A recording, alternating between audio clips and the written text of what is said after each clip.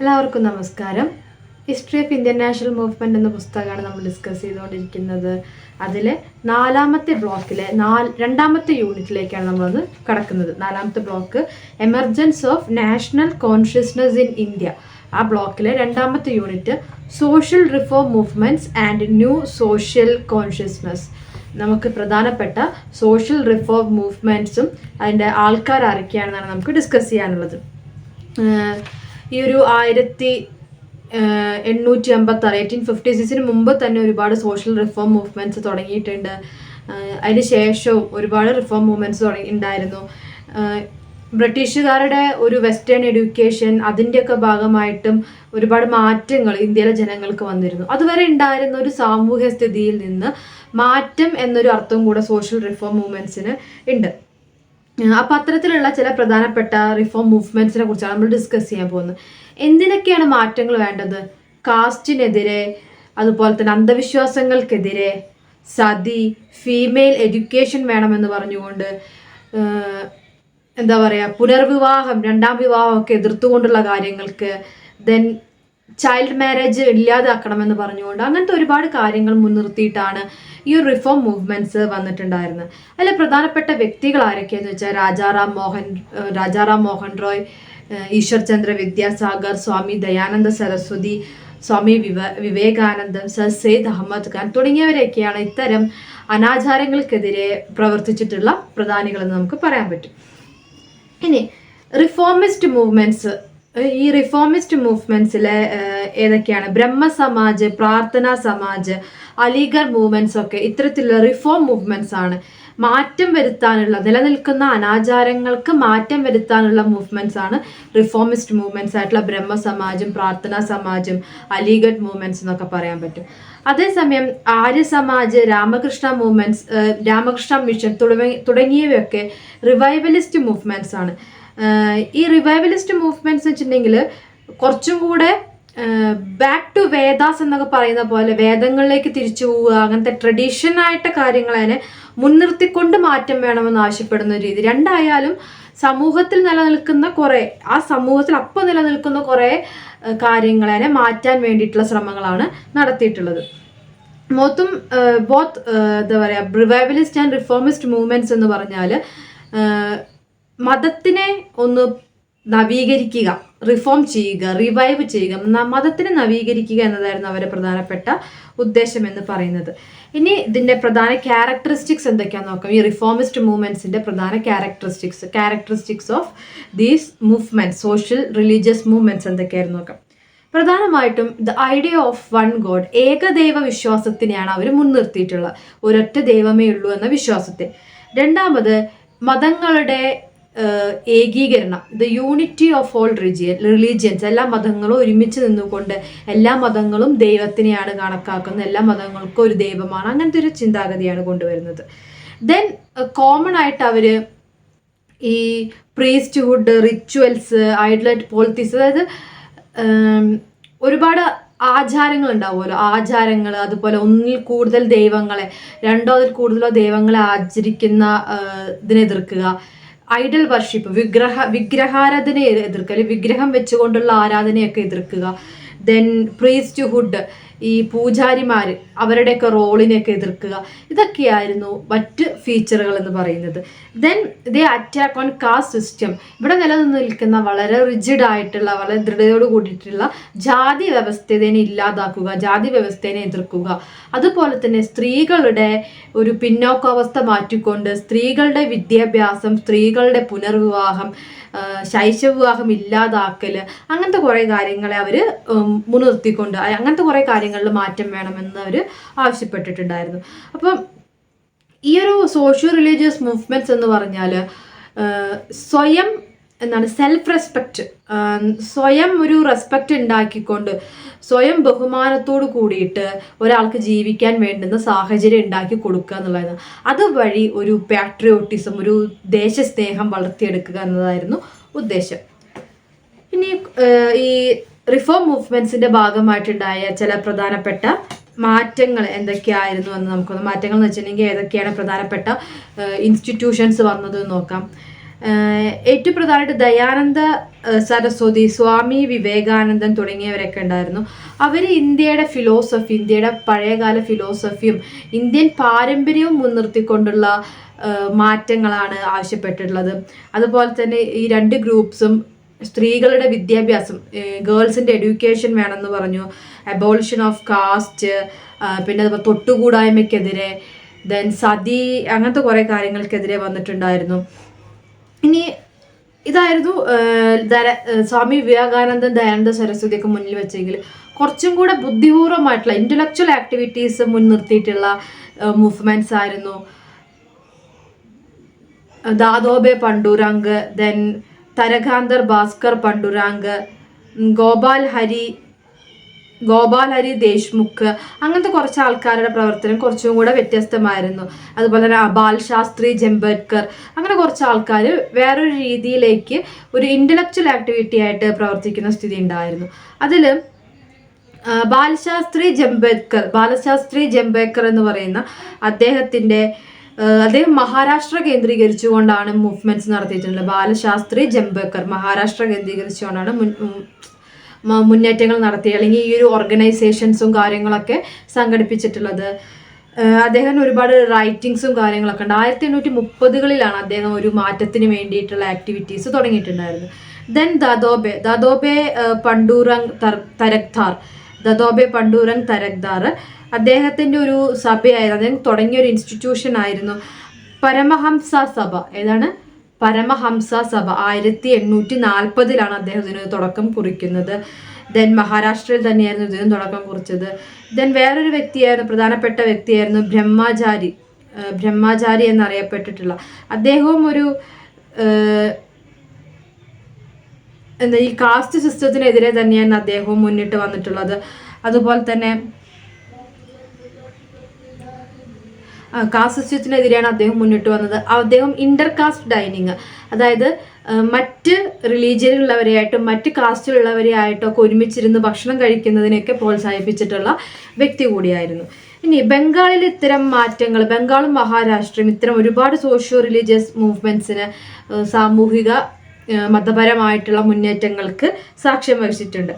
ഇനി പിന്നെ ഇതൊരു ആദ്യം 1850s മുമ്പേ ആയിരുന്നു ഇവരൊക്കെ ഉണ്ടായിരുന്നെങ്കിൽ അതിനുശേഷം ഈ 1857 റിവോൾട്ടിന് ശേഷം വളരെ ഫേമസ് ആയിട്ട് വന്ന ആൾക്കാരാണ് Vishnu Parasuram Shastri, Pandit Jyotiba Phule, Ramakrishna Gopala Bhandarkar, RG Bhandarkar എന്നറിയപ്പെടും, Narayan Mahadev Parmanand, MG റാൻഡെ, Mahadev Govind റാണാഡെ, MG റാൻഡെ എന്നറിയപ്പെടുന്ന, വിഷ്ണു ശാസ്ത്രി ചിപ്ലങ്കാർ തുടങ്ങിയവയുണ്ട്. പിന്നെ KT തെലങ്ക്, ഗണേഷ് വസുദേവ് ജോഷി, നാരായൺ ഗണേഷ്, ദെൻ ഗോപാൽ ഗണേഷ് അഗാക്കർ തുടങ്ങിയവരൊക്കെ ഇതിൽ പ്രധാനപ്പെട്ട ആളുകളായിരുന്നു.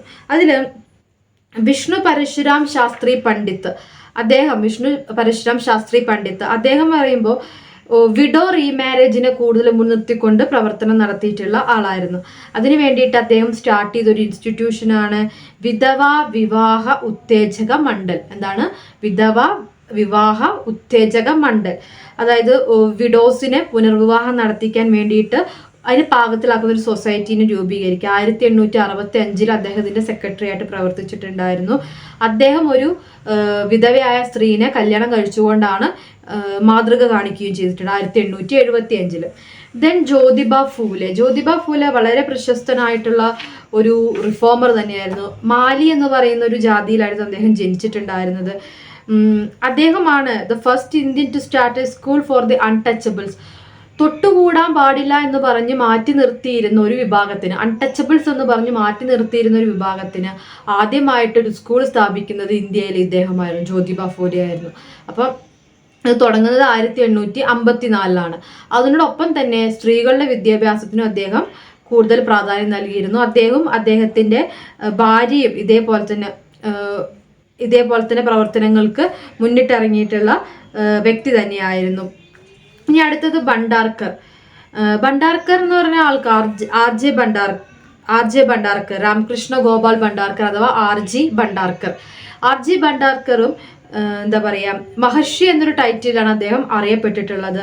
അദ്ദേഹവും ഇതുപോലെ തന്നെ വിഡോ റീമാരേജ് ആക്ടിനും അതിനോടൊപ്പം തന്നെ ഹിന്ദു മുസ്ലിം യൂണിറ്റി നിലനിർത്തുന്നതിൻ്റെ ആവശ്യകതയെ പറ്റിയിട്ടും മൂവ്മെന്റ്സ് നടത്തിയിട്ടുള്ള വ്യക്തിയായിരുന്നു.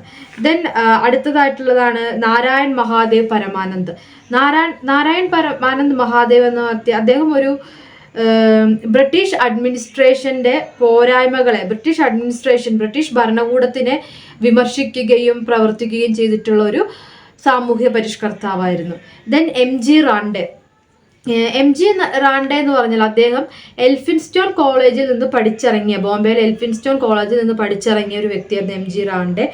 ഈ ജാതി വ്യവസ്ഥിതിക്കെതിരെ വളരെ ശക്തമായിട്ട് പോരാടിയിട്ടുള്ള ഒരു വ്യക്തിയാണ് MG റാൻഡെ. ഇന്ത്യയിൽ നിലനിൽക്കുന്ന സാമൂഹിക അനാചാരങ്ങളെ തുറന്നു കാണിക്കുന്ന ഒരു വ്യക്തിയായിരുന്നു അദ്ദേഹം. ഈ പ്രാർത്ഥനാ സമാജിൻ്റെയൊക്കെ കീഴിൽ പ്രവർത്തിച്ചിരുന്ന ഒരു വ്യക്തിയായിരുന്നു MG റാൻഡെ. ആദ്യകാലങ്ങളിൽ പ്രാർത്ഥനാ സമാജിൻ്റെയൊക്കെ കീഴിൽ പ്രവർത്തിച്ചിരുന്നു. ഏകദൈവ വിശ്വാസമാണ് വേണ്ടത് എന്നാണ് അദ്ദേഹം പറഞ്ഞിരുന്നത്. ജാതി വ്യവസ്ഥകൾ നിലനിൽക്കാൻ പാടില്ല എന്ന് അദ്ദേഹം പറഞ്ഞിരുന്നു. ദെൻ അങ്ങനെയായിരുന്നു അദ്ദേഹത്തിന്റെ പ്രവർത്തനങ്ങൾ വന്നിട്ടുണ്ടായിരുന്നു. മറ്റൊരു വ്യക്തിയാണ് വീരസലിംഗം ചിപ്പുലങ്കാർ. അദ്ദേഹം ഫേമസ് ആയിട്ടുള്ള ദിബന്ധമാല എന്നൊരിതിലാണ് 1874 അദ്ദേഹം ഒരു തെലുങ്കു റിഫോമറാണ്. തെലുങ്കു റീജിയനിൽ സൗത്ത് ഇന്ത്യയിൽ നിലനിൽക്കുന്ന ജാതി വ്യവസ്ഥയ്ക്ക് എതിരെ പ്രവർത്തിച്ചിട്ടുള്ള ഒരു വ്യക്തിയും അതിൽ മാറ്റം വരണമെന്ന് പറഞ്ഞിട്ടുള്ള ഒരു വ്യക്തിയുമാണ് വീരസലിംഗം ചിപ്പുലങ്കാർ. അദ്ദേഹത്തിന്റെ ഒരു മറാത്തി മാഗസിനാണ് നിബന്ധമാല എന്നുള്ളത്. 1874 അത് റിലീസ് ചെയ്യുന്നത്. ദെൻ മറ്റാണ് ദാദാഭായ് നവറോജി, SS ബംഗാളി, അതുപോലെ തന്നെ നവറോജി ഫുർദോഞ്ചി. ഇവർ 3 പേരും കൂടെ ചേർന്നുകൊണ്ട് 1851 തുടങ്ങുന്ന ഒരു അസോസിയേഷനാണ് റഹ്നുമായി മസ്ദാസിയൻ സഭ. റഹ്നുമായി മസ്ദാസിയൻ സഭ എന്ന് പറയുന്ന ഒരു ഇൻസ്റ്റിറ്റ്യൂഷൻ അവരൊക്കെ തുടങ്ങുകയാണ്. പാഴ്സി റിലീജിയനിലുള്ള ഒരുപാട് അനാചാരങ്ങൾ അല്ലെങ്കിൽ പാഴ്സി റിലീജിയന്റെ റിഫോർമേഷൻ മുന്നേറ്റമായിരുന്നു അത് കൂടുതലായിട്ടും ഉദ്ദേശിച്ചിട്ടുണ്ടായിരുന്നത്. ഇതൊക്കെ പ്രധാനപ്പെട്ട ചില വ്യക്തികളും അവരുടെ മൂവ്മെന്റ്സുമാണ് നമ്മൾ പറഞ്ഞത്. ഇനി ഇതിനോടൊപ്പം തന്നെയുള്ള മറ്റ് പ്രധാനപ്പെട്ട വ്യക്തികളായിരുന്നു രാജാറാം മോഹൻ റോയ്. ഒട്ടും നമ്മുടെ ഹിസ്റ്ററിയിൽ മാറ്റിവെക്കാൻ പറ്റാത്തൊരു വ്യക്തിയായിരുന്നു രാജാറാം മോഹൻ റോയ്. അദ്ദേഹത്തിന്റെ ബ്രഹ്മസമാജ്, RG ഭണ്ഡാർക്കറും MG റാൻഡെ ഒക്കെ ഈ രാജാറാം മോഹൻ റോയുടെ പ്രാർത്ഥനാ സമാജിനെ പിൻപറ്റിക്കൊണ്ട് വളർന്നു വന്ന ആൾക്കാരായിരുന്നു. അതിനോട് കൂടെ നിന്ന് വളർന്നു വന്ന ആൾക്കാരായിരുന്നു. ദെൻ സ്വാമി ദയാനന്ദ സരസ്വതി അദ്ദേഹത്തിന്റെ ഒരു കോട്ടായിരുന്നു ബാക്ക് ടു വേദാസ്, നിങ്ങൾ വേദങ്ങളിലേക്ക് തിരിച്ചു പോകുക എന്നൊരു കോട്ടുണ്ടായിരുന്നു. അദ്ദേഹം കൂടുതലായിട്ട് ഇന്ത്യയുടെ പാസ്റ്റ് കൾച്ചറിനെ ഗ്ലോറിഫൈ ചെയ്തുകൊണ്ടുള്ളൊരു സാമൂഹിക മാറ്റമാണ് മുന്നിലേക്ക് വെച്ചിട്ടുള്ളത്. അൺടച്ചബിലിറ്റിനെ എതിർക്കുന്നുണ്ട്, വിമൺ എഡ്യൂക്കേഷനെ പ്രോത്സാഹിപ്പിക്കുന്നുണ്ട്. ഇതിനൊക്കെയും അദ്ദേഹം പഴയകാല ഇന്ത്യൻ സംസ്കാരത്തിൽ സ്ത്രീകൾ വിദ്യാഭ്യാസമുള്ളവരായിരുന്നു അങ്ങനെയൊക്കെ പറഞ്ഞുകൊണ്ടാണ് അദ്ദേഹം പുതിയ തലമുറേനായി ആ കാലഘട്ടത്തിലെ തലമുറേനെ വാർത്തെടുക്കാൻ ശ്രമിക്കുന്നത്. ബാക്ക് ടു വേദാസ് എന്ന് അദ്ദേഹം പറയുന്നത്. ദെൻ തിയോസഫിക്കൽ സൊസൈറ്റി, ആനി ബെസന്റിന്റെ നേതൃത്വത്തിലാണ് തിയോസഫിക്കൽ സൊസൈറ്റി തുടങ്ങുന്നത്. സ്വാമി വിവേകാനന്ദൻ രാമകൃഷ്ണ മിഷൻ സ്ഥാപിക്കുന്നുണ്ട് ഇത്തരത്തിലുള്ള മതപരമായ നവീകരണങ്ങൾക്ക് വേണ്ടിയിട്ട്. പിന്നെ മുസ്ലിംസിന്റെ ഇടയ്ക്കുള്ള സാമൂഹിക മാറ്റത്തിന് മുൻകൈ എടുക്കുന്ന ഒരു വ്യക്തിയാണ് സർ സെയ്ദ് അഹമ്മദ് ഖാൻ.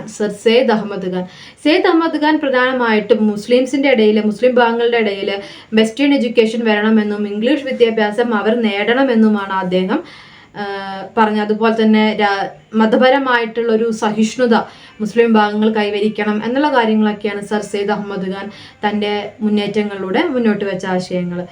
ഇനി അപ്പോൾ നമ്മൾ ഇത്രയും പേരൊക്കെയാണ് പ്രധാനമായിട്ടുള്ള ആൾക്കാർ.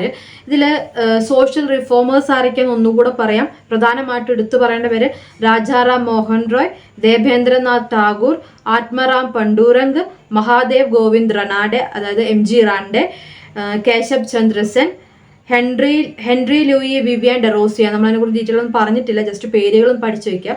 ഷാ വലിയുവ ദെഹൽവായ്, ദെൻ ഈശ്വർ ചന്ദ്ര വിദ്യാസാഗർ, ബാബ അംതെ, ആചാര്യ ബാൽശാസ്ത്രി ജംബേദ്കർ, പണ്ഡിത് രമാഭായ്, ഗോപാൽ ഹരി ദേശ്മുഖ് ലോകേത്വാദി, ദെൻ സാവിത്രിബായ് ഫൂലെയാണ് ജ്യോതിബ ഫൂലെയുടെ ഭാര്യ, സാവിത്രിബായ് ഫൂലെ. പിന്നെ ജ്യോതിറാവ് ഗോവിന്ദ് ഫൂലെ, വീരസലിംഗം, അങ്ങനെ ടി മാധവൻ, സ്വാമി ദയാനന്ദ സരസ്വതി, സ്വാമി വിവേകാനന്ദൻ, ദാദാഭായ് നവറോജി. നമ്മൾ കേരളത്തിലേക്ക് എടുത്തു നോക്കുകയാണെങ്കിൽ സോഷ്യൽ റിഫോമേഴ്സ് ആയിട്ട് വരുന്നവരാണ് ശ്രീനാരായണ ഗുരു, അയ്യങ്കാളി തുടങ്ങിയവരൊക്കെ.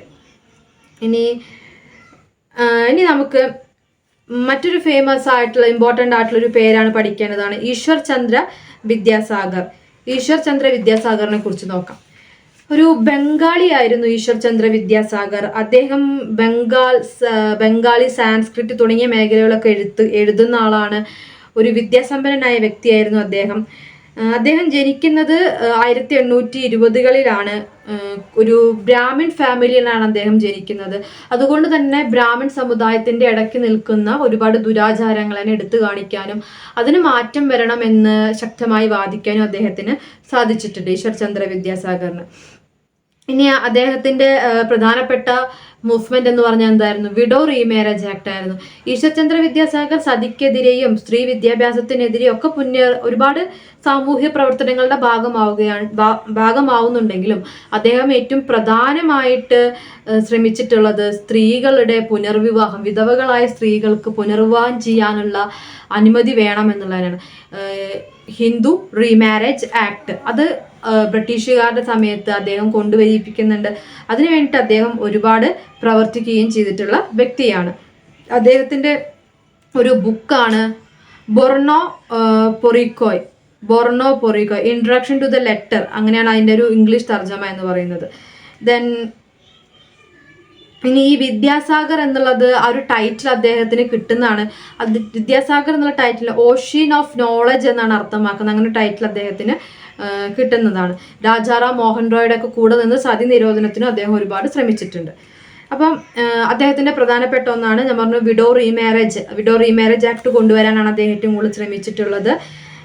അതിന്റെ ഭാഗമായിട്ട് അദ്ദേഹം 2 വോളിയത്തില് പുസ്തകങ്ങൾ ഇറക്കുന്നുണ്ട്. വിഡോസിന്റെ പ്രശ്നങ്ങളും കാര്യങ്ങളൊക്കെ മുൻനിർത്തിക്കൊണ്ട് ഒരുപാട് പുസ്തകങ്ങൾ 2 വോളിയത്തില് ബുക്കുകളൊക്കെ ഇറക്കുന്നുണ്ട്, സ്ത്രീകൾ അനുഭവിക്കുന്ന പ്രശ്നങ്ങളും കാര്യങ്ങളൊക്കെ. ദെൻ സ്ത്രീകളിൽ തന്നെ 10 വയസ്സിന് താഴെയുള്ള കുട്ടികളെ കല്യാണം കഴിപ്പിച്ചയക്കുന്നത് വളരെ ഖേദകരമായിട്ടുള്ളൊരു പ്രവൃത്തിയായിട്ട് അദ്ദേഹം വിലയിരുത്തുന്നുണ്ട്. അത് സാമൂഹ്യപരമായിട്ടും എത്തിക്കലായിട്ടും മോറലായിട്ടും ഒക്കെ തെറ്റാണെന്നാണ് അദ്ദേഹം പറഞ്ഞിട്ടുണ്ടായിരുന്നത്. അപ്പോൾ അതായിരുന്നു അദ്ദേഹത്തിൻ്റെ പ്രധാനപ്പെട്ട വിഡോ റീമാരേജ് ആക്ടുമായിട്ടുള്ള പ്രവർത്തനം. ദെൻ എഡ്യൂക്കേഷണൽ റിഫോംസ്, വിദ്യാഭ്യാസപരമായ മുന്നേറ്റങ്ങൾക്ക് അദ്ദേഹം ശ്രമിച്ചിട്ടുണ്ട്. അദ്ദേഹം സ്ഥാപിച്ചതാണ് സാൻസ്ക്രിറ്റ് കോളേജ് അദ്ദേഹം സ്ഥാപിക്കുന്നുണ്ട്. ദെൻ ഇംഗ്ലീഷിലും ബംഗാളി മീഡിയത്തിലും സ്കൂളുകൾ പ്രവർത്തിക്കണമെന്ന് അദ്ദേഹത്തിന് നിർബന്ധമുണ്ടായിരുന്നു. അദ്ദേഹം സാൻസ്ക്രിറ്റ് കോളേജിലെ പ്രൊഫസറായിരുന്നു ഒരുപാട് കാലം.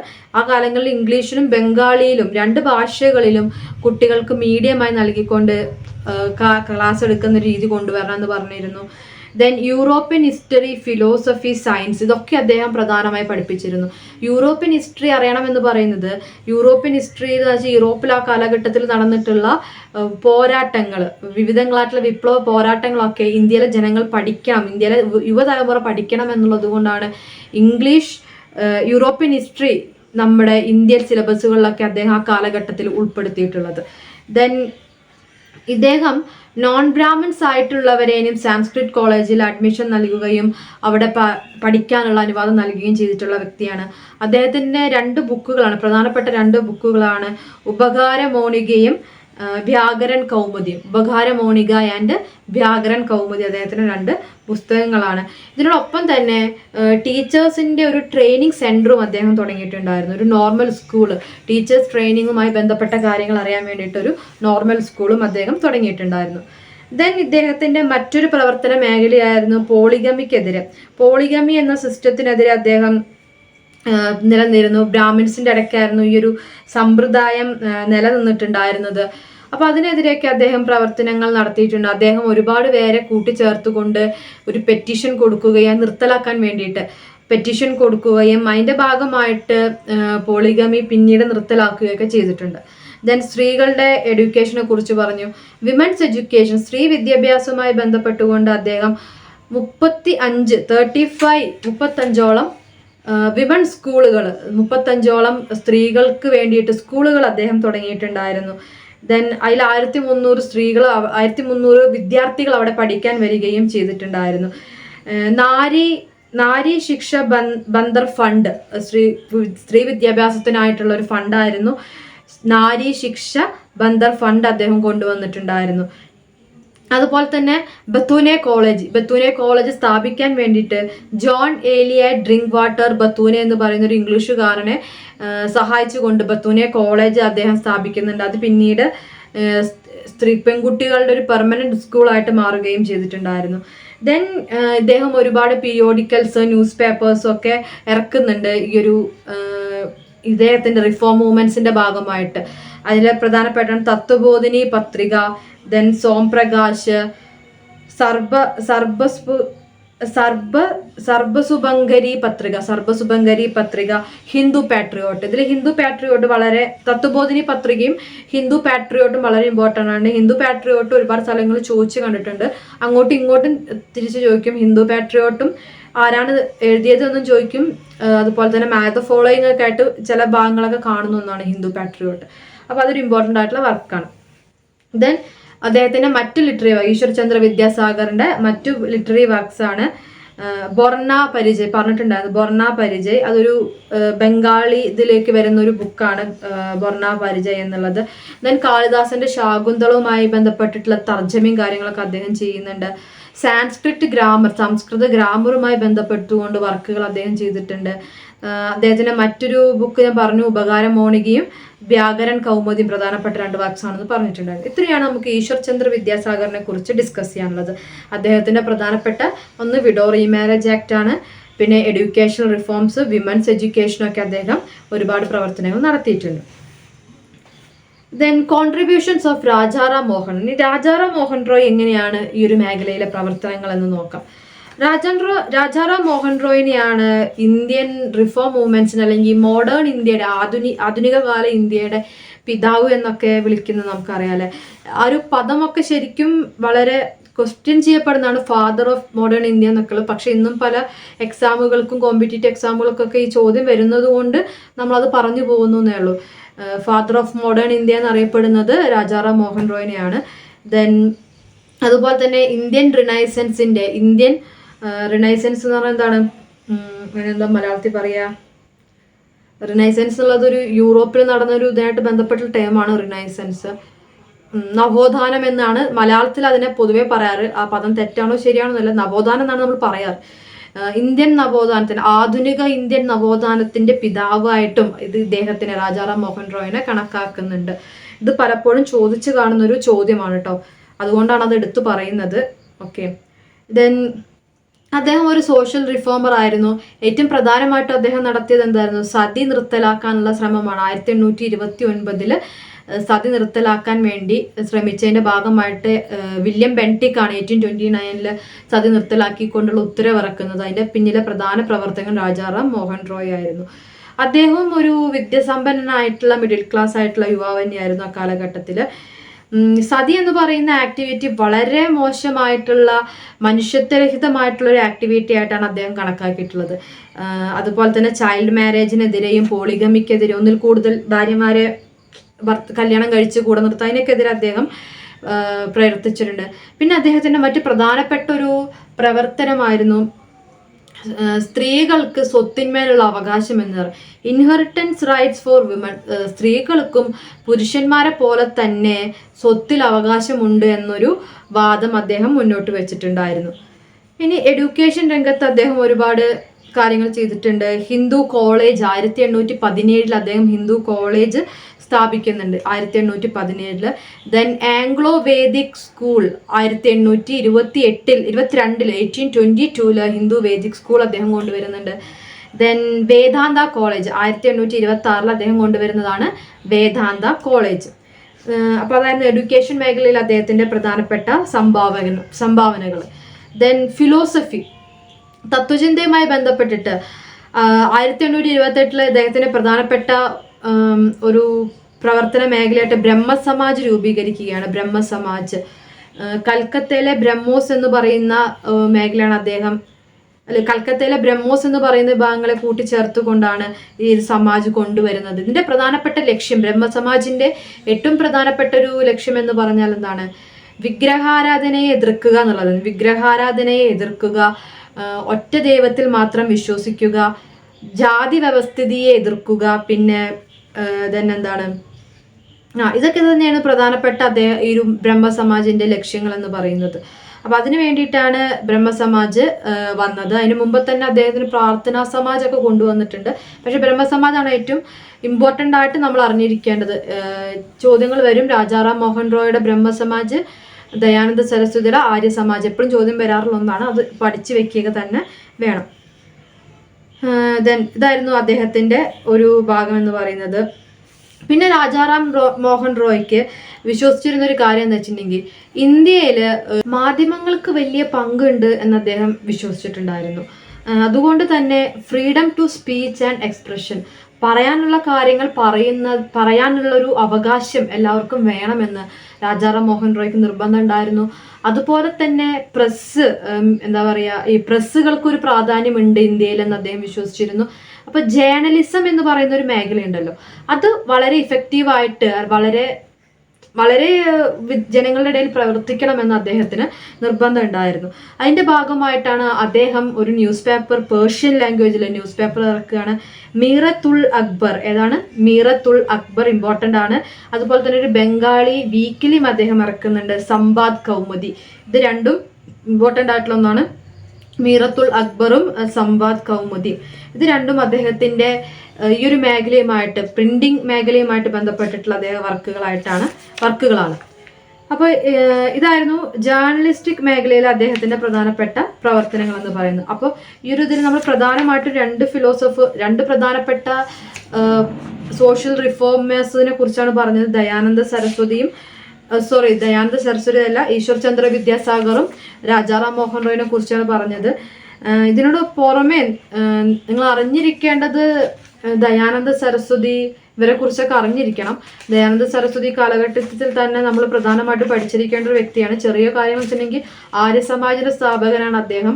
അദ്ദേഹത്തിന്റെ പ്രധാനപ്പെട്ട ഒരു മുദ്രാവാക്യമായിരുന്നു ബാക്ക് ടു വേദാസ്, നിങ്ങൾ വേദങ്ങളിലേക്ക് തിരിച്ചു പോകുക എന്നുള്ളത്. അദ്ദേഹത്തിന്റെ ഒരു അഭിപ്രായത്തിൽ വളരെ വേദ കാലഘട്ടത്തിലെ, ഋഗ്വേദിക് കാലഘട്ടത്തിലെ സൊസൈറ്റി എന്ന് പറഞ്ഞാൽ സ്ത്രീകളുടെ വിദ്യാഭ്യാസത്തിനെ പ്രോത്സാഹിപ്പിച്ചിരുന്നായിരുന്നു. അതുപോലെ അന്ന് ജാതി വ്യവസ്ഥിതി ഉണ്ടായിരുന്നില്ല. അങ്ങനത്തെ ഒരു ഇതൊക്കെയായിരുന്നു അന്ന് ഉണ്ടായിരുന്നത്. അപ്പോൾ അത്തരത്തിലുള്ള ഒരു സംഭവത്തെ തന്നെ, ആ ഒരു കാലഘട്ടത്തിനെയാണ് അദ്ദേഹം ഇവിടെ പുനഃസൃഷ്ടിക്കാൻ ശ്രമിക്കുന്നത്. സ്ത്രീകൾക്ക് വിദ്യാഭ്യാസം വേണം, അതാണ് ബാക്ക് ടു വേദാസിന് അദ്ദേഹം ഉദ്ദേശിച്ചിട്ടുള്ളത്. അപ്പൊ അത്തരത്തില് പണ്ട് ഋഗ്വേദിക് കാലഘട്ടത്തിൽ ഉണ്ടായിരുന്ന പോലെ സ്ത്രീകൾക്ക് വിദ്യാഭ്യാസം വേണം, കാസ്റ്റ് സിസ്റ്റം ഇല്ലാതാകണം, ഹിന്ദു റിലീജിയന്റെ ഇടയിൽ ഒരു ഐക്യം ഉണ്ടാകണം എന്നൊക്കെയാണ് അദ്ദേഹത്തിന്റെ പ്രധാനപ്പെട്ട ലക്ഷ്യങ്ങൾ ഉണ്ടായിരുന്നത്. അതിനു വേണ്ടി തന്നെ അദ്ദേഹം സ്കൂളുകൾ സ്ഥാപിക്കണം, സ്ത്രീകൾക്ക് വേണ്ടിയിട്ട് സ്കൂളുകൾ സ്ഥാപിക്കണം, അങ്ങനത്തെ കാര്യങ്ങൾ. ഈ പറഞ്ഞ പോലെ സതിക്കെതിരെ വിഡോ റീമാരേജ് ആക്ട്, ഇതൊക്കെ അദ്ദേഹത്തിന്റെ ലക്ഷ്യങ്ങൾ തന്നെയായിരുന്നു. പിന്നെ അദ്ദേഹത്തിന്റെ പ്രധാനപ്പെട്ട ഒരു മൂവ്മെന്റ് ആയിരുന്നു ശുദ്ധി മൂവ്മെന്റ്. എൻ്റെ ഓർമ്മ ശരിയാണെങ്കിൽ ശുദ്ധി മൂവ്മെന്റ് തന്നെയാണ് അറിയപ്പെടുന്നത്. അതെന്ന് പറഞ്ഞാൽ പല കാരണങ്ങളാൽ ഹിന്ദു മതത്തിൽ നിന്ന് മതം മാറ്റപ്പെട്ട ആൾക്കാരെ തിരിച്ച് ഹിന്ദു മതത്തിലേക്ക് കൊണ്ടുവരാനുള്ള ഒരു ഭാഗമായിരുന്നു ശുദ്ധി മൂവ്മെന്റ് എന്ന് പറയുന്നത്. ശുദ്ധി മൂവ്മെന്റ് തന്നെയാണ് അതിന്റെ പേരെന്ന് ഞാൻ വിശ്വസിക്കുന്നു. നിങ്ങൾ ജസ്റ്റ് ഒന്ന് നോക്കണം. എന്നാലും അദ്ദേഹത്തിന് അങ്ങനെ ഒരു പ്രവർത്തനം ഉണ്ടായിരുന്നു. ഇപ്പോൾ ഈ പോർട്ടുഗീസുകാരുടെയൊക്കെ കാലഘട്ടത്തിൽ അല്ലെങ്കിൽ തന്നെ മറ്റതിന് മുമ്പുള്ള പല കാലഘട്ടത്തിലും നിർബന്ധിതമായിട്ട് ആളുകളെ മറ്റു മതങ്ങളിലേക്ക് മതപരിവർത്തനം നടത്തിയിട്ടുണ്ടായിരുന്നു എന്ന് കാണുന്നുണ്ട്. അപ്പോൾ അതുമായി ബന്ധപ്പെട്ടുകൊണ്ട് അദ്ദേഹം തിരിച്ച് ഹിന്ദു മതത്തിലേക്ക് തിരിച്ചു വരാൻ വേണ്ടി ഒരു അവസരമായിട്ട് അദ്ദേഹം ഒരു പ്രവർത്തനമെല്ലാം നടക്കുന്നുണ്ട്. അതും ദയാനന്ദ സരസ്വതിയുടെ ഒരു റിഫോം മൂവ്മെന്റ്സിന്റെ ഭാഗമായിട്ടാണ് കണക്കാക്കുന്നത്. അപ്പോൾ ദയാനന്ദ സരസ്വതിയും ജസ്റ്റ് ഒന്ന് നിങ്ങൾ അറിഞ്ഞിരിക്കാൻ വേണ്ടി പറഞ്ഞതാണ്. ചിലപ്പോൾ നിങ്ങൾക്ക് ചോദ്യം വരാം, അതാണ്. ആര്യ സമാജ് അദ്ദേഹത്തിന്റെ ഇത് എന്നുള്ളത് അദ്ദേഹം തുടങ്ങിയ സമാജം എന്ന നിലയ്ക്ക് പഠിച്ചിരിക്കണം കേട്ടോ.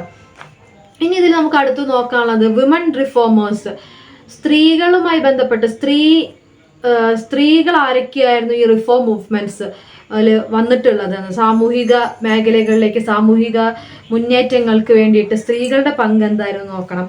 അതിന് നമുക്ക് പണ്ഡിത രമാബായ്, ഒരു പ്രധാന പേരാണ് പണ്ഡിത രമാബായ്. സ്ത്രീകളുടെ എഡ്യൂക്കേഷന് വേണ്ടിയിട്ട് അദ്ദേഹം ശ്രമിച്ചിട്ടുണ്ട്, സ്ത്രീകളുടെ എഡ്യൂക്കേഷന് വേണ്ടിയിട്ട്. അതുപോലെ തന്നെ വളരെ ചെറുതായിരിക്കുമ്പോൾ തന്നെ കുട്ടികളെ കല്യാണം കഴിപ്പിച്ചു വിടുന്നത് തെറ്റാണെന്ന് അവർ പറഞ്ഞിട്ടുണ്ട്. അദ്ദേഹം തുടങ്ങിയിട്ടുള്ള ഒരു സമാജമാണ് ആര്യ മഹിളാ സഭ എന്നുള്ളത്. പണ്ഡിത രമാബായ് തുടങ്ങിയിട്ടുള്ള ഇൻസ്റ്റിറ്റ്യൂഷനാണ് ആര്യ മഹിളാ സഭ എന്നുള്ളത്.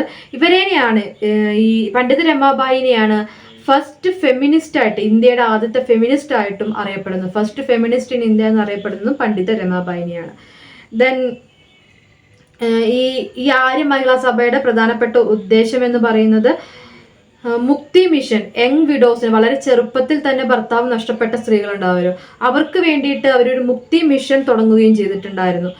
മുക്തി മിഷൻ, വളരെ ചെറുപ്പത്തിൽ തന്നെ വിഡോസ് ആയിട്ടുള്ള സ്ത്രീകൾക്ക് വേണ്ടി മുക്തി മിഷൻ തുടങ്ങിയിട്ടുണ്ടായിരുന്നു. ദെൻ അവർ തുടങ്ങിയിട്ടുള്ള മറ്റ് ഇൻസ്റ്റിറ്റ്യൂഷൻസ് ആണ് കൃപാ സദനും ശാരദാ സദനും 1889. ശാരദാ സദൻ ഇടയ്ക്ക് ചോദ്യം വരാറുള്ളൂ കേട്ടോ. ശാരദാ സദൻ 1889, 1889 ശാരദാ സദൻ കൊണ്ടുവരുന്നത് പണ്ഡിത രമാബായി ആണ്. ഈ ശാരദാ സദൻ എന്ന് പറഞ്ഞാൽ വിഡോസിന് വേണ്ടിയിട്ടുള്ള സ്കൂളുകളാണ്. വളരെ ചെറുപ്പത്തിൽ തന്നെ ഭർത്താവ് മരിച്ചു പോയിട്ട് നിൽക്കുന്ന സ്ത്രീകൾക്ക് പഠനത്തിനായിട്ടാണ് ശാരദാ സദൻ കൊണ്ടുവരുന്നത്. ദെൻ മറ്റൊരു പ്രധാനപ്പെട്ട വ്യക്തിത്വമാണ് നിരുപമ ദേവി ആൻഡ് അനുരൂപ ദേവി. നോവലിസ്റ്റുകളാണ് ഇവരും ബംഗാളിലെ ലിറ്ററേച്ചർ മുഖാന്തരം ഒരുപാട് വിയോജിപ്പുകളെല്ലാം രേഖപ്പെടുത്തിയിട്ടുള്ള രണ്ട് വ്യക്തികളാണ്. പുരുഷന്മാരുടെ ഒരു ആധിപത്യ സമൂഹത്തിനൊക്കെ ചൂണ്ടിക്കാണിച്ചിട്ടുള്ള രണ്ട് വ്യക്തികളാണ് ഇവര്. ദെൻ 1886 സ്വർണകുമാരി ദേവി രവീന്ദ്രനാഥ് ടാഗോറിന്റെ സിസ്റ്ററാണ് സ്വർണകുമാരി ദേവി. അവർ തുടങ്ങിയിട്ടുള്ള ഒരു ഇൻസ്റ്റിറ്റ്യൂഷനാണ് സഖി സമിതി. സഖി സമിതി, അതിനെ വിമൻസ് ഫ്രണ്ട്ഷിപ്പ് ലീഗ് എന്നും പറയുന്നത്. സഖി സമിതി സ്ത്രീകൾക്കിടയിൽ വിദ്യാഭ്യാസം, സ്ത്രീകൾക്കും വിധവകളായ സ്ത്രീകൾക്കും ഇടയിൽ വിദ്യാഭ്യാസം കൊണ്ടുവരാനാണ് സഖി സമിതി അവർ തുടങ്ങുന്നത്. മറ്റൊരു വ്യക്തിയാണ് ലീലാവതി മിത്ര. അദ്ദേഹം ഈ 1890 വിഡോസ് റീമാരേജിന് വേണ്ടി പ്രവർത്തിച്ചിട്ടുള്ള വ്യക്തികളാണ്. ദെൻ അടുത്തൊരു വ്യക്തിയാണ് കാമിനി റോയ് കുറച്ചും കൂടെ ബ്രിട്ടീഷുകാരുടെ പ്രവർത്തനങ്ങളെ ക്രിട്ടിസൈസ് ചെയ്തിട്ടുള്ള ഒരു വ്യക്തിയാണ്. ഇൽബർട്ട് ബില്ല് അതുപോലെ തന്നെയുള്ള കാര്യങ്ങളെയൊക്കെ എതിർത്തിട്ടുള്ള ഒരു വ്യക്തിയാണ്. അത് അവർ വർക്ക് ചെയ്തിരുന്ന കാമിനി റോയുടെ വർക്ക് ചെയ്തിരുന്ന ഒരു ഇൻസ്റ്റിറ്റ്യൂഷൻ ബംഗാ മഹിളാ സമിതിയായിരുന്നു. ബംഗാ മഹിളാ സമിതിയുടെ ഭാഗമായി നിന്നുകൊണ്ട് അവർ പ്രവർത്തിക്കുകയും ചെയ്തിട്ടുണ്ടായിരുന്നു. ദെൻ മറ്റൊരു ഇമ്പോർട്ടൻറ്റ് പേരാണ് സാവിത്രിബായ് ഫൂലെ. അവരുടെ ഭർത്താവിന് കൂടെ നിന്നുകൊണ്ട് നമ്മൾ പറഞ്ഞിട്ടുണ്ടായിരുന്നു. സാവിത്രിബായ് ഫൂലെയും അതുപോലെ തന്നെ സാവിത്രിബായ് ഫൂലെ അദ്ദേഹത്തിന്റെ ഭർത്താവായിട്ടുള്ള ജ്യോതിബ ഫൂലെയുടെ കൂടെ നിന്നുകൊണ്ടാണ് ഇവര് പ്രവർത്തിച്ചിട്ടുണ്ടായിരുന്നത്. സാവിത്രിബായ് ഫൂലെ പെൺകുട്ടികൾക്ക് വേണ്ടി പൂനെയിൽ ഒരു സ്കൂൾ തുടങ്ങുകയാണ് ഇവർ ചെയ്യുന്നത്. ഫസ്റ്റ് ഗേൾസ് സ്കൂൾ ഇൻ പൂനെയിലെ ഫസ്റ്റ് ഗേൾസ് സ്കൂളാണ് സാവിത്രിബായ് ഫൂലെ തുടങ്ങുന്നത്. അത് ബിദ്ദേവാഡ എന്ന് പറഞ്ഞ സ്ഥലത്താണ്. 1848 സ്ഥാപിക്കുന്നത്. അതുപോലെ തന്നെ ജാതി വ്യവസ്ഥിതി, ഡിസ്ക്രിമിനേഷൻ, തൊട്ടുകൂടായ്മ ഇതൊക്കെ ഇല്ലാതാക്കാനും ജെൻഡർ ആൻഡ് കാസ്റ്റ് ഡിസ്ക്രിമിനേഷൻ, ജാതിപരമായിട്ടുള്ള വേർതിരിവും അതുപോലെ തന്നെ ലിംഗപരമായിട്ടുള്ള വേർതിരിവും രണ്ടും നിർത്തലാക്കാൻ വേണ്ടി പ്രവർത്തിച്ചിട്ടുള്ള വ്യക്തിയാണ് സാവിത്രിബായ് ഫൂലെ. ദെൻ മറ്റൊരു വ്യക്തിയാണ് ഗൗരി ലക്ഷ്മിബായി. ഗൗരി ലക്ഷ്മിബായി കേരളവുമായി ബന്ധപ്പെട്ടുള്ള ഒരു പ്രധാനപ്പെട്ട വ്യക്തിയാണ് ഗൗരി ലക്ഷ്മിബായി. അവരുടെ ഗൗരി ലക്ഷ്മിബായി ഒരു റോയൽ പ്രൊക്ലമേഷൻ എല്ലാം കൊണ്ടുവരുന്ന 1812 കേരളത്തിലെ ഏറ്റവും അറിയപ്പെടുന്ന ഒരു രാജവിളംബരമാണ് 1812 ഗൗരി ലക്ഷ്മിബായി കൊണ്ടുവരുന്നത്. അതായത് അടിമകളെ പർച്ചേസ് ചെയ്യുന്ന, അടിമകളെ വിൽക്കുകയും വാങ്ങുകയും ചെയ്യുന്ന പ്രോസസ്സ്, ആ ഒരു പ്രവർത്തനം നിർത്തലാക്കിക്കൊണ്ടുള്ള ഉത്തരവാണ് 1812 ഗൗരി ലക്ഷ്മിബായി നടത്തുന്നത്. അതുപോലെ തന്നെ ഈഴവാസ്, കനിയൻസ് തുടങ്ങിയ ജാതികൾ, കേരളത്തിലുള്ള പ്രധാനപ്പെട്ട ജാതികളായിരുന്നു, അവർക്ക് സ്വാതന്ത്ര്യം പ്രഖ്യാപിച്ചുകൊണ്ടും അവർ ഉത്തരവിറക്കിയിട്ടുണ്ടായിരുന്നു. ഈ വിഭാഗത്തിൽപ്പെടുന്ന അല്ലെങ്കിൽ മറ്റ് വിഭാഗത്തിൽപ്പെടുന്ന സ്ത്രീകൾക്ക് ആ കാലഘട്ടത്തിൽ കേരളത്തിലല്ല ഒട്ടുമിക്ക ഇന്ത്യൻ സംസ്ഥാനങ്ങളിലും സോകോൾഡ് അപ്പർ കാസ്റ്റ്, ഉയർന്ന ജാതികൾ എന്ന് വിളിക്കപ്പെടുന്നവർക്ക് മാത്രമേ സ്വർണത്തിൻ്റെതായിട്ടുള്ള ആഭരണങ്ങളൊക്കെ ധരിക്കാൻ, വില കൂടിയ ആഭരണങ്ങളൊക്കെ ധരിക്കാനുള്ള അവകാശം ഉണ്ടായിരുന്നുള്ളൂ. അപ്പൊ അതിനെതിരെ പ്രവർത്തിച്ചുകൊണ്ട് എല്ലാവർക്കും ഗോൾഡ് ഓർണമെന്റ്സ് ധരിക്കാനുള്ള അവകാശം കൊടുത്തതാണ് ഇവര്. മറ്റെല്ലാ കാസ്റ്റിലുള്ളവർക്കും അങ്ങനെ ഒരു അവകാശം കൊടുത്ത ഒരു വ്യക്തിയാണ് ഗൗരി ലക്ഷ്മിബായി. ഉത്തരവിറക്കിയ വ്യക്തിയാണ്. ഓക്കെ, അതായിരുന്നു അവരുടെ ഒരു പ്രധാനപ്പെട്ട പ്രവർത്തനം എന്ന് പറഞ്ഞ് കേരളവുമായി ബന്ധപ്പെട്ടിട്ടുള്ള ഒരു വ്യക്തിയാണ് ഗൗരി ലക്ഷ്മിബായി. ദെൻ സ്ത്രീകളുടെ പ്രധാനപ്പെട്ട ഓർഗനൈസേഷൻസ് ഒക്കെ നമ്മൾ പറഞ്ഞു. അതില് ബംഗ മഹിളാ സമാജ്, അതുപോലെ തന്നെ അഘരോഗാമിനി നാരി സമിതി ബംഗാളിലാണ്, അഘോരെ കാമിനി നാരി സമിതി ബംഗാളിലാണ്. സതാര അബലോന്നതി സഭ മഹാരാഷ്ട്രയിലാണ്. സതാര അബലോന്നതി സഭ മഹാരാഷ്ട്രയില്. മഹിളാ സേവാ സമാജ് ബാംഗ്ലൂരുള്ളത്. അങ്ങനത്തെ കുറേ വിമൻ ഓർഗനൈസേഷൻ, സ്ത്രീ ശാക്തീകരണത്തിന്റെ ഭാഗമായിട്ടുള്ളതൊക്കെ പ്രവർത്തിക്കുന്നുണ്ടായിരുന്നു പല സ്ഥലങ്ങളിലും. ഇതില് ബംഗ മഹിളാ വിദ്യാലയ, ഒരു ബംഗാളി വിമൻസ് കോളേജാണ് ബംഗ മഹിളാ വിദ്യാലയ. സ്ത്രീകളുടേതായിട്ടുള്ള ഫസ്റ്റ് ലിബറൽ ആയിട്ടുള്ള ഒരു ഇൻസ്റ്റിറ്റ്യൂഷൻ, കോളേജാണ് ഇന്ത്യയിലെ ബംഗ മഹിളാ വിദ്യാലയ എന്നുള്ളത്. കൊൽക്കത്തയിൽ 1876 ഇത് സ്ഥാപിക്കുന്നത്. ബ്രഹ്മസമാജിന്റെ തന്നെ ഒരു ലിബറൽ ആയിട്ടുള്ള സെക്ഷൻ. ബ്രഹ്മസമാജ് രാജാറാം മോഹൻ റോയ്ക്ക് ശേഷം ഒരുപാട് വട്ടം സ്പ്ലിറ്റ് ആയി പോകുന്നൊക്കെ ഉണ്ട് കേട്ടോ. ആശയങ്ങളുടെ അടിസ്ഥാനത്തിൽ 4 ഗ്രൂപ്പൊക്കെ ആയിട്ട് അത് തിരിഞ്ഞു പോകുന്ന സ്ഥിതിയൊക്കെ ഉണ്ട്. അപ്പോൾ അതിൽ തന്നെ ബ്രഹ്മസമാജിന്റെ ഒരു ലിബറൽ ആയിട്ടുള്ള സെക്ഷൻ ഉണ്ട്. ഈ ലിബറൽ വിഭാഗമാണ് ഈ ഒരു ബംഗ മഹിളാ വിദ്യാലയത്തിന് നേതൃത്വം നൽകുകയൊക്കെ ചെയ്യുന്നത്. അപ്പോൾ ഇതൊക്കെയായിരുന്നു അവിടുത്തെ പ്രധാനപ്പെട്ട. പിന്നീട് ഈ ബംഗ മഹിളാ വിദ്യാലയം ബത്തൂനെ കോളേജുമായിട്ട് ചേർന്നുകൊണ്ട് പ്രവർത്തിക്കുകയാണ് ചെയ്തിട്ടുള്ളത്. ഇപ്പൊ ഇതാണ് ഒരു പ്രധാനപ്പെട്ട വിദ്യാലയം പഠിക്കാനുള്ളത്. ഈ ബംഗ മഹിളാ വിദ്യാലയ എന്ന് പറയുന്നത് അധികം നിങ്ങൾക്കൊരു 2 മാർക്കിന്റെ ചോദ്യത്തിനൊക്കെ വരാനുള്ള സാധ്യത കാണുന്നുണ്ട്. അപ്പോൾ ഇത്രയൊക്കെയാണ് ഇതിൽ നമുക്ക് പ്രധാനമായിട്ടും പഠിക്കാനുള്ളത്. അപ്പൊ ഏതാണ് ഇതിൽ ഈ ഒരു യൂണിറ്റിൽ നമ്മൾ ഡിസ്കസ് ചെയ്തിട്ടുള്ളത് സോഷ്യോ റിഫോം മൂവ്മെന്റ്സ് ആണ് അല്ലെ, സാമൂഹിക മുന്നേറ്റങ്ങളാണ് അല്ലെങ്കിൽ സാമൂഹിക മാറ്റങ്ങളെ കുറിച്ചാണ് നമ്മൾ പറഞ്ഞിട്ടുള്ളത്. അതിൽ രാജാറാം മോഹൻ റോയും ഈശ്വർ ചന്ദ്ര വിദ്യാസാഗറും പ്രധാനമായിട്ട് പഠിച്ചിട്ടുണ്ട്. ബാക്കിയുള്ളവരുടെ അസോസിയേഷൻസും പ്രധാനപ്പെട്ട വ്യക്തികളും അവരുടെ അസോസിയേഷൻസും നമ്മൾ പഠിച്ചിട്ടുണ്ട്. പിന്നെ സ്ത്രീകളുടെ മുന്നേറ്റങ്ങൾ പഠിച്ചിട്ടുണ്ട്. എഡ്യൂക്കേഷൻ രംഗത്ത് ഉണ്ടായിട്ടുള്ള പുതിയ സ്കൂളുകൾ, കോളേജുകൾ, അങ്ങനത്തെ കാര്യങ്ങളൊക്കെ പറഞ്ഞിട്ടുണ്ട്. വിമൻ ഓർഗനൈസേഷൻസിനെ കുറിച്ചും പറഞ്ഞിട്ടുണ്ട്. ഇത്രയും കാര്യങ്ങളാണ് നമുക്ക് ഇതിൽ ഡിസ്കസ് ചെയ്യാനുള്ളത്. അപ്പോൾ താങ്ക് യു.